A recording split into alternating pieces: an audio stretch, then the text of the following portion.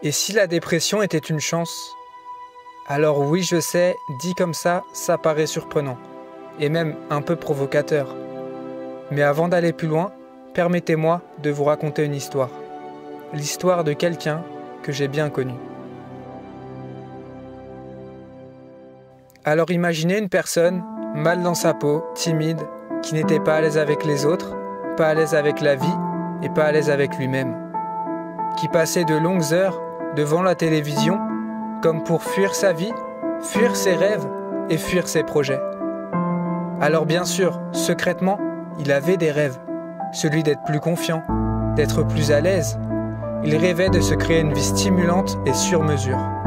Seulement, la peur de l'échec, la peur de ne pas réussir était trop forte, ce qui l'a contraint à ne rien faire et à s'enfoncer peu à peu dans la dépression.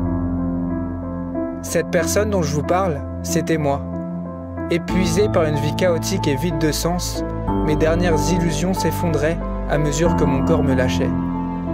Mais depuis ce jour, et aussi étonnamment que cela puisse paraître, j'ai réalisé que la dépression était une chance.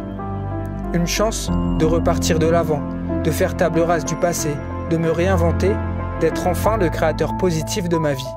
Une chance d'être qui je souhaite devenir, sans fioriture, en accord total avec les aspirations de mon âme.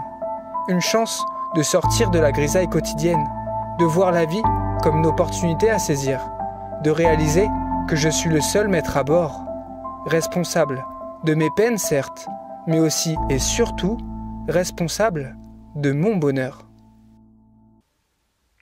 Ce texte a été inspiré de ma propre expérience et de mon propre vécu sur ce que le monde de la médecine qualifie vainement de dépression. Alors j'ai bien conscience que les formes sont aussi diverses qu'il existe d'individus sur cette terre. Malgré tout, certaines caractéristiques demeurent en tout point identiques. Aujourd'hui, je souhaite m'adresser tout particulièrement à celles et ceux qui, comme moi par le passé, traversent des périodes d'instabilité psychologique et émotionnelle invalidantes au regard d'une société qui n'accepte pas toute forme de relâchement. Je tiens à préciser que cet audio ne fait aucunement l'objet d'une volonté de minorer d'expériences souvent douloureuses et traumatisantes de la dépression. Au contraire, à travers mon témoignage, l'idée est de mettre en lumière la partie immergée de l'iceberg, celle que l'on ne voit pas au premier regard et qui pourtant se révèle déterminante pour toutes les personnes qui traversent ces périodes de turbulence dans leur vie.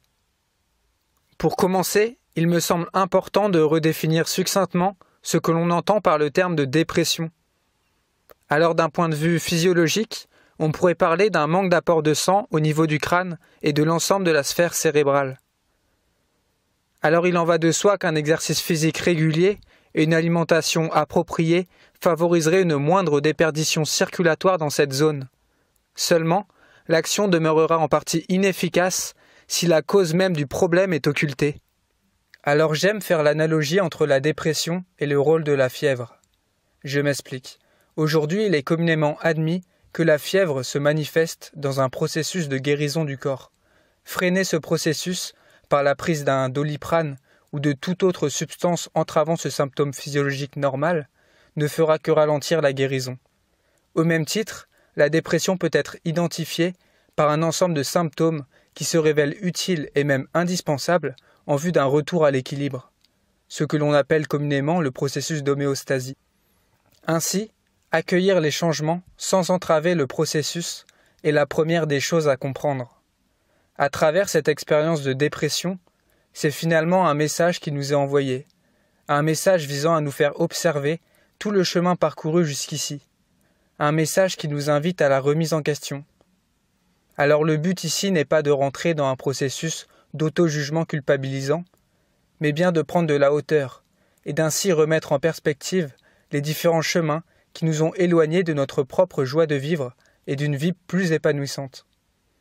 Comme l'a si bien dit Einstein, la folie, c'est de faire la même chose et de s'attendre à un résultat différent. Ainsi, remettre de l'ordre dans sa vie est la seconde chose à comprendre. Et la question de l'entourage demeure être une variable impactant fortement la manière dont une personne pourra traverser cette période. Se séparer des personnes toxiques est indispensable. Selon la situation, cette séparation pourra être temporaire ou bien définitive. J'entends par là qu'en période de dépression, l'esprit a tout particulièrement besoin d'être ménagé. Si une personne vous renvoie son stress et vous culpabilise, il est préférable de vous en éloigner. Remettre de l'ordre dans sa vie nécessite également de ne plus vous enfermer dans d'anciennes croyances qui vous sont délétères. À titre d'exemple, avant cet épisode, j'avais tendance à constamment remettre ma propre autorité sur l'autre. Cela pouvait être au sein de ma propre famille ou de mon groupe d'amis, en acceptant aveuglément tout ce que l'on me proposait pour me faire accepter. Cette non-remise en question d'une autorité extérieure a pour conséquence de nous éloigner de notre essence vitale et nous vide peu à peu de toute notre énergie. Mon propre déclic a été lorsque j'ai été confronté à une médecine allopathique incompétente qui ne répondait pas à mes attentes, si ce n'est en me prescrivant de lourds traitements pharmaceutiques, chose que j'ai refusée. Alors, loin de moi la volonté de tirer à boulet rouge sur la médecine, cela ne concerne que moi et il en va à chacun de faire le choix de ce qui lui semble juste. La troisième leçon que je souhaitais mettre en avant est la capacité en chacun de savoir échouer.